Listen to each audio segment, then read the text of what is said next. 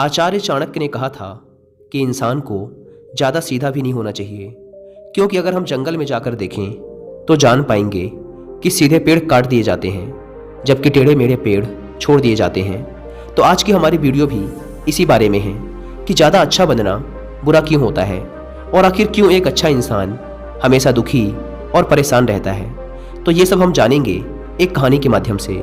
एक बार एक व्यक्ति जेन मास्टर के पास आता है और कहता है, मास्टर, मैं एक बहुत ही सीधा और अच्छा व्यक्ति हूँ। इतना सीधा कि शायद ही आपने आज से पहले मुझसे सीधा व्यक्ति देखा होगा। मैं हमेशा ही सबकी मदद करने की कोशिश करता हूँ, सबको खुश रखने की कोशिश करता हूँ, लेकिन सब मेरा फ़ायदा उठाते हैं, मेरा मजाक बनाते हैं और कोई भी मुझे गंभीरता से नहीं लेता।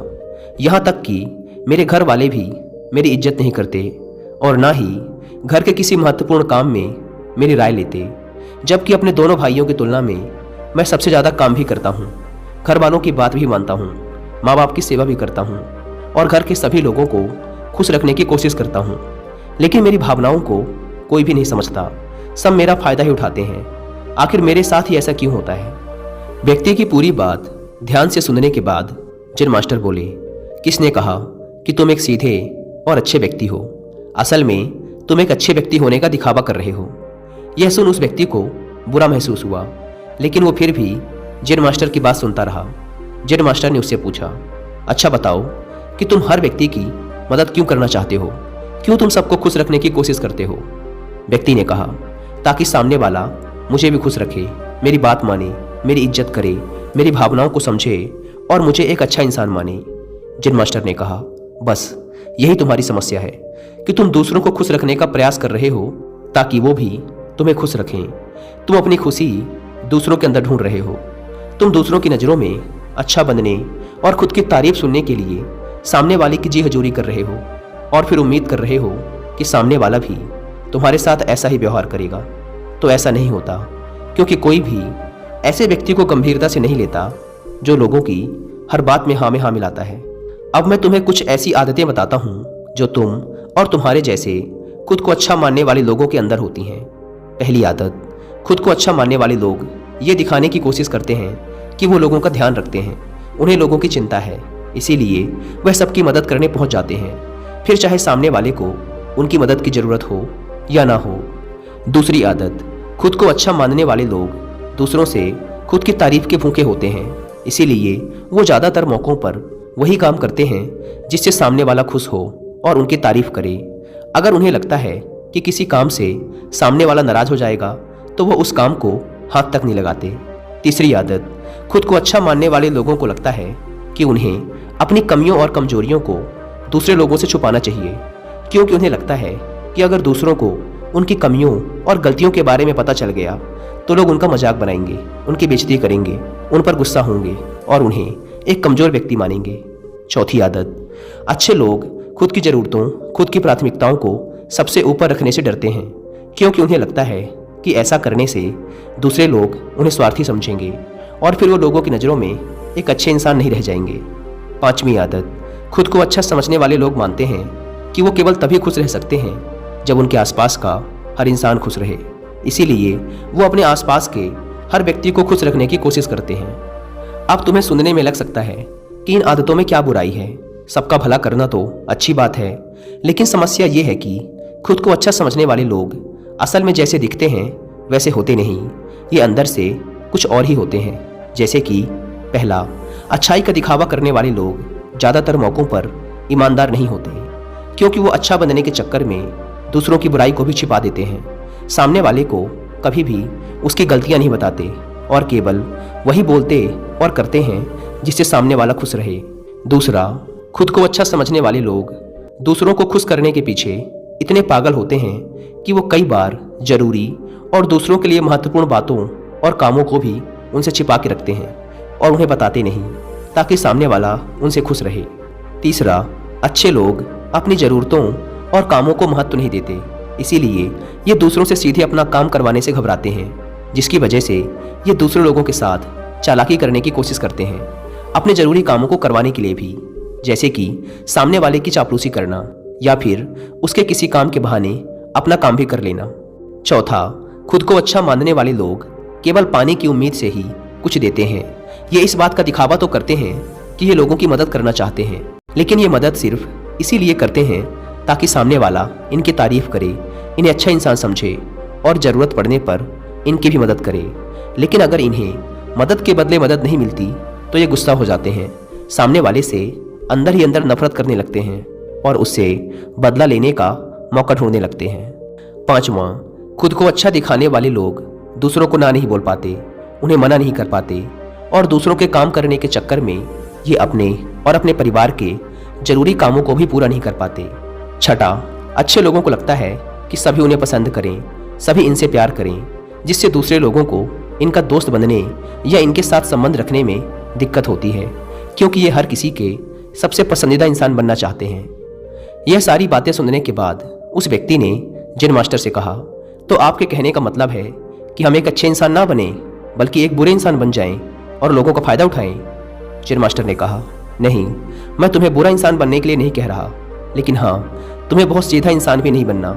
अब मैं तुम्हें बताता हूँ कि एक व्यक्ति को कैसा इंसान बनने का प्रयास करना चाहिए।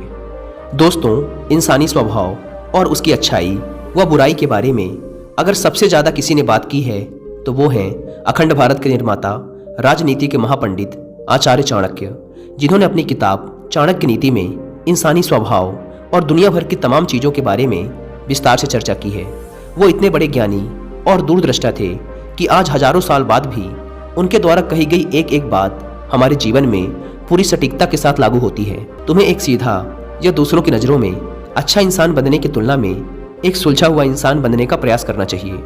एक सुलझा हुआ इंसान वो होता है जिसे सबसे अच्छा इंसान बनने का कोई शौक नहीं है। वो जैसा है वैसा ही खुद को पसंद करता है। वो जानता है कि वो एक इंसान है और उसमें बहुत सी कमियां हैं और वो अपनी कमियों को स्वीकारता भी है।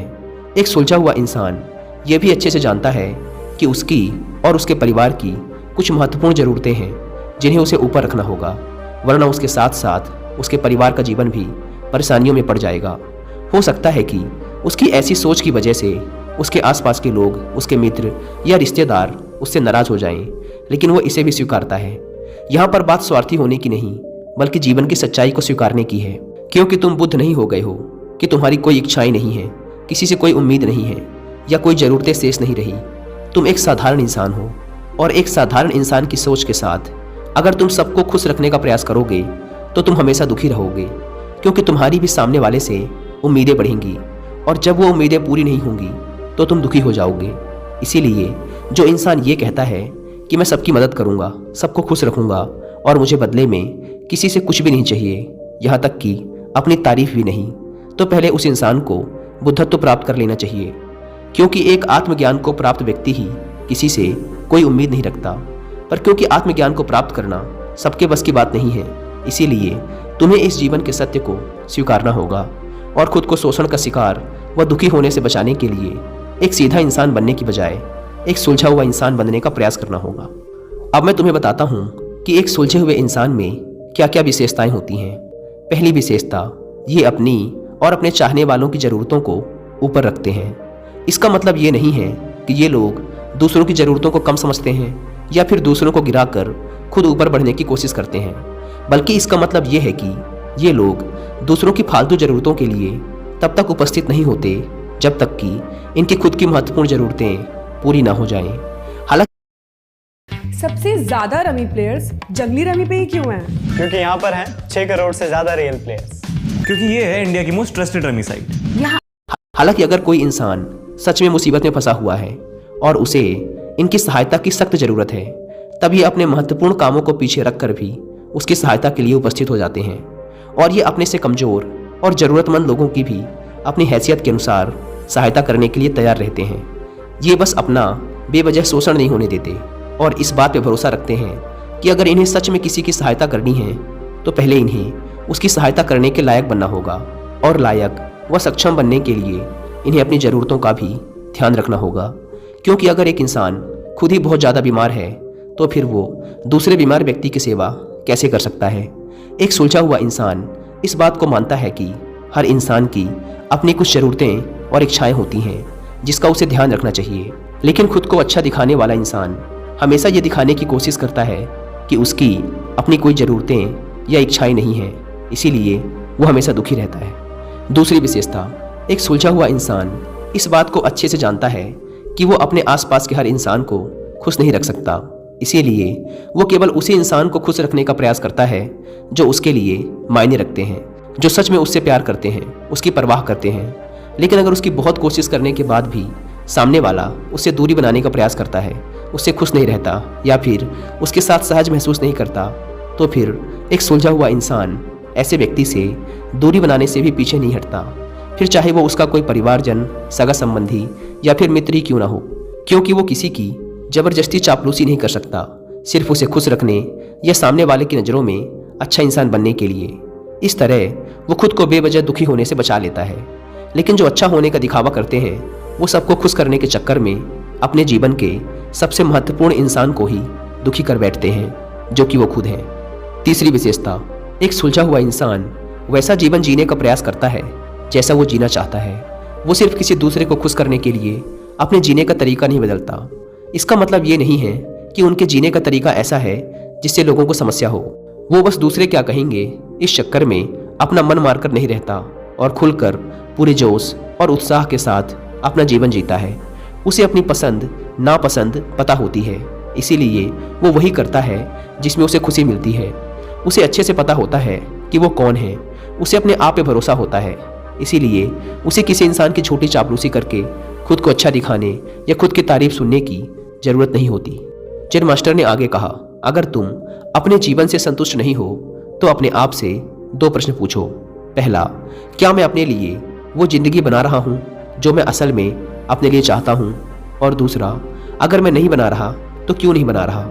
जब तुम इन दोनों सवालों के बारे में गहराई से विचार करोगे, तब तुम जान पाओगे कि तुम अपनी मनचाही जिंदगी सिर्फ इसलिए नहीं बना पा रहे हो क्योंकि तुम दूसरों के सामने अच्छा बनने का प्रयास कर रहे हो, जिसकी वजह से तुम अपनी इच्छाओं और ज़रूरतों को प्राथमिकता नहीं देते हो और दूसरों को ही खुश करने में लगे रहते हो। इसीलिए अगर तुम एक खुशहाल और मनचाही जिंदगी जीना चाहते हो तो एक सुलझा हुआ इंसान बनने का प्रयास करो, ना कि सीधा इंसान।